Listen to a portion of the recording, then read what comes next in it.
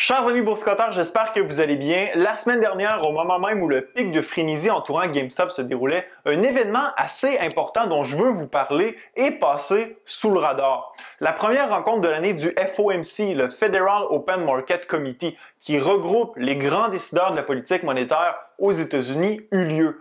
Jerome Powell, le président des gouverneurs de la Fed, lors de la conférence de presse qui suivit la fin de la rencontre, s'exprima sur l'économie, l'inflation, l'assouplissement quantitatif et les marchés boursiers. Alors aujourd'hui, je vous fais une mise à jour sur la direction que devrait prendre la politique monétaire américaine au cours des prochains mois.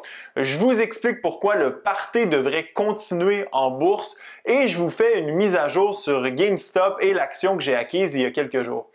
D'abord, le FOMC, soit le groupe de gouverneurs de banques américaines ayant à sa tête Jerome Powell, se rencontre à 8 reprises durant l'année pour ajuster la politique monétaire américaine afin de rencontrer les objectifs qui lui ont été assignés, soit le plein emploi et la stabilité des prix. En d'autres mots, le but de la Fed, c'est d'avoir un taux de chômage le plus bas possible et une inflation sous contrôle à 2%.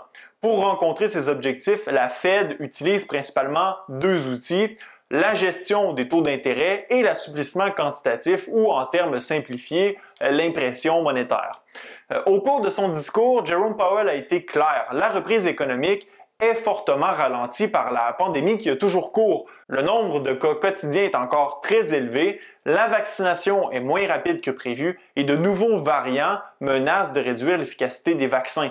Le secteur des services est particulièrement touché. Les entreprises qui œuvrent dans le secteur de l'hôtellerie, le tourisme, la restauration et les divertissements est sous pression et près de 850 000 Américains ont appliqué pour le chômage la semaine dernière seulement. Le taux de chômage reste donc fortement élevé à 6,7% et plus de 10 millions d'Américains sont encore sans emploi.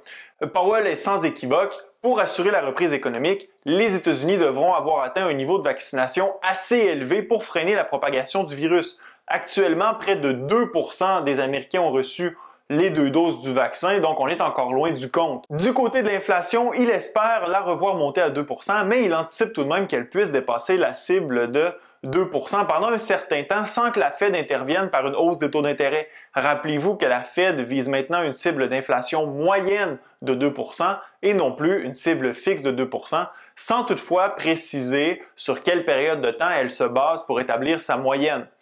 Il est d'ailleurs fort possible qu'on dépasse le 2% pour quelque temps si on se fie aux anticipations de l'inflation qui sont actuellement à 3%.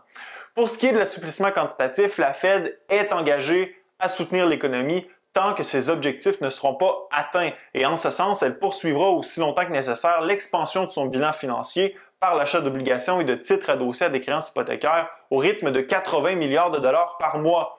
En résumé, la Fed reste accommodante en continuant de pomper de l'argent dans le système et en poursuivant sa politique de bas taux d'intérêt. Tout ça, vous vous en doutez, est très positif pour les marchés boursiers. Tant et aussi longtemps que la Fed continue à remplir le bol à punch, le party devrait continuer en bourse et les valorisations boursières devraient rester élevées. En fait, le statu quo maintenu par la Fed n'est une surprise pour personne. Tous les acteurs du marché s'en attendaient. Les investisseurs, tant institutionnels que particuliers, s'attendent à ce que le party continue encore longtemps et plus ils abusent du bol à punch, plus ils en veulent encore et encore. Durant la période de questions, un journaliste a demandé à Powell s'il n'avait pas peur du taper tantrum ou d'une panique en bourse qu'il pourrait créer en resserrant sa politique monétaire et s'il n'était donc pas devenu impossible de diminuer ses interventions sur les marchés ou de remonter les taux d'intérêt.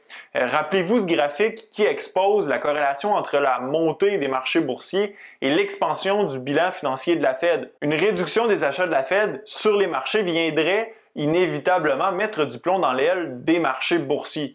Pour bien comprendre le phénomène du taper tantrum, pensez à un party. Lorsque la soirée est à son paroxysme, que tout le monde se sert dans le bol à punch et par le fait même est un peu sous, que la piste de danse est en feu, eh bien un taper tantrum a l'effet de la police qui vient mettre un terme à la fête.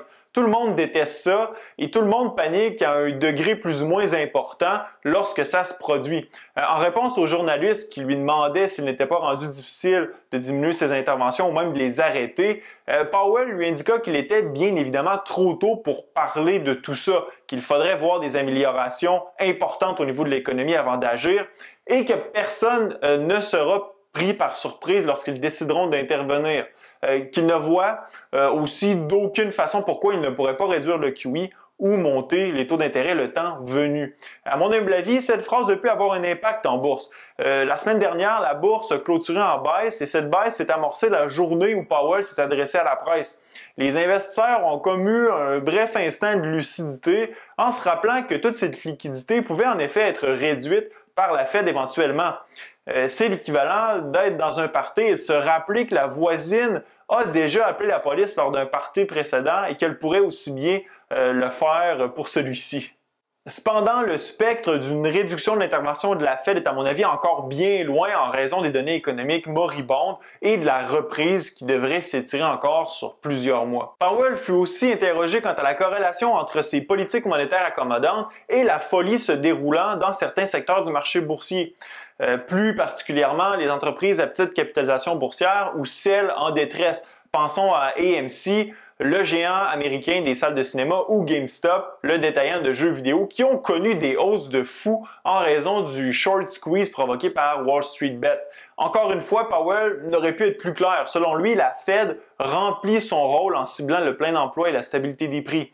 En fonction des critères observés, la stabilité financière est, selon Powell, modérée et rien ne justifie l'utilisation de la politique monétaire pour calmer les marchés. Il attribue d'ailleurs l'euphorie boursière davantage aux politiques fiscales, soit les stimulus checks, et à l'espoir de voir un vaccin mettre un terme à la pandémie qu'aux politiques accommodantes de la Fed. Il faut dire que Powell n'a pas tort, mais il oublie que la généreuse politique fiscale américaine n'est possible que par l'intervention de la Fed sur les marchés des obligations.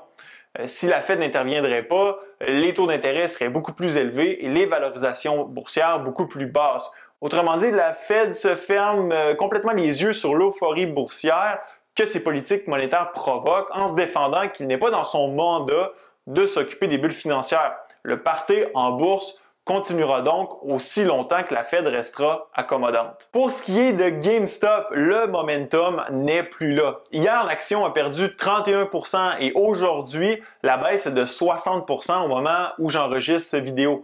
D'ailleurs, hier, dès l'ouverture des marchés, j'en ai profité pour me débarrasser de mon action en la vendant à perte à 305 $. Au final, GameStop reste un meme stock. Et même si j'ai perdu de l'argent, ce fut amusant de faire partie de cette saga qui, comme je l'ai dit dans mon vidéo précédent, se fera une place certainement dans les livres d'histoire. On se souviendra de la fois où une bande de dégénérés sur un forum Internet a fait perdre en un mois 53% de sa valeur à un fonds d'investissement gérant 12,5 milliards de dollars d'actifs. D'ailleurs, un studio de cinéma prévoit faire un film sur la saga. Peut-être que certains d'entre vous détenez encore votre position dans GameStop ou dans un autre meme stock. Si c'est le cas, oui, vous avez des diamond hands. Mais pensez aussi à vos finances. Le short squeeze est fini. GameStop est passé d'un ratio de vente à découvert de 140% au début janvier à autour de 39% actuellement. En plus, la couverture médiatique est très négative, ce qui diminue la possibilité de revoir le mouvement se coaliser pour faire remonter le cours de l'action. Les conditions initiales qui ont créé cette hausse fulgurante du prix de l'action ne sont plus là. Pour ma part, ce n'est pas quelque chose que je fais habituellement, acheter et revendre 2 ou 3 jours plus tard des actions ayant une valeur fondamentale quasi nulle. Je suis un investisseur de long terme, j'achète des entreprises florissantes, prospères, qui ont un bel avenir devant eux. Tout le contraire de GameStop en fait. Si je suis embarqué dans GameStop, et je l'ai mentionné dans mon vidéo précédent, c'était pour protester contre les restrictions de Robinhood, pour soutenir le mouvement Wall Street Bet, mais aussi pour dire que j'aurais détenu un meme stock au moins une fois dans ma vie. En même temps, perdre des centaines ou des milliers de dollars juste pour dire que tu as des diamond hands, je trouve ça cher payé. À ce point-ci, conserver l'action, c'est un peu comme de l'auto-mutilation. Alors pensez-y comme il faut si vous détenez l'une ou l'autre de ces actions, de ces meme stocks dans votre portefeuille. La réalité, c'est que tout le monde vend, sinon l'action n'aurait pas craché. Personne n'investit ou spécule dans les actions pour perdre de l'argent et au-delà de l'amusement, il y a une réalité financière qu'il ne faut pas oublier. GameStop est peut-être mort, mais ça ne veut pas dire que l'euphorie ne se poursuivra pas ailleurs dans les marchés. Déjà, on a vu un autre mouvement s'amorcer et mourir dans le marché de l'argent qui a frôlé les 30 $ l'once, soit un sommet historique en 8 ans. De ce côté, par contre, il s'agit d'un marché immense et répliquer la saga GameStop dans le marché de l'argent est impossible. Les SPAC, surtout ceux entourant les véhicules électriques comme NGA ou CCIV, sont aussi des zones où c'est très chaud sur les marchés boursiers. le secteur de l'énergie, les autres meme stocks, on les a nommés un peu plus tôt, AMC, BlackBerry, Nokia, Bath Body Works ont tous connu leur moment de gloire au cours des derniers jours. Un peu partout, vous avez ces mouvements irrationnels qui se développent, mais je vous invite à faire attention quand vous spéculez parce que la plupart du temps, ces hausses extrêmes se terminent en bain de sang. On le voit d'ailleurs présentement avec GameStop. C'est une chose d'acheter une action de GameStop, c'en est une autre de YOLO la moitié de son portefeuille sur un meme stock. En fait, toute cette exubérance est rendue possible par la montagne de liquidités dans l'économie en parallèle à une démocratisation des marchés financiers. C'est pour ça qu'à mon avis, tant et aussi longtemps que la Fed restera accommodante et que le Trésor américain continuera d'envoyer des stimulus checks, l'irrationalité continuera en bourse. Il y a 25% plus d'argent dans le système actuellement qu'il y en avait il y a un an. Le fait qu'il est plus facile que jamais d'investir en bourse avec toutes les nouvelles applications sur le marché qui offrent des transactions gratuites permet donc à une part importante de cette liquidité d'être canalisée par les marchés financiers. À moyen terme, la frénésie boursière continuera. Toutefois, à court terme, on pourrait voir un recul sur les marchés boursiers. La pente de croissance de S&P 500, par exemple, est à mon avis insoutenable et une légère correction risque de se pointer le bout du nez incessamment. Enfin, profitez du party tant et aussi longtemps que le bol à punch se fait remplir par la Fed, mais n'oubliez pas qu'un jour ou l'autre, la musique arrêtera de jouer. D'ici là, faites attention à vous et à votre portefeuille et laissez-moi savoir dans la zone commentaire si vous détenez toujours des meme stocks. Ce fut un plaisir d'être avec vous. À la prochaine.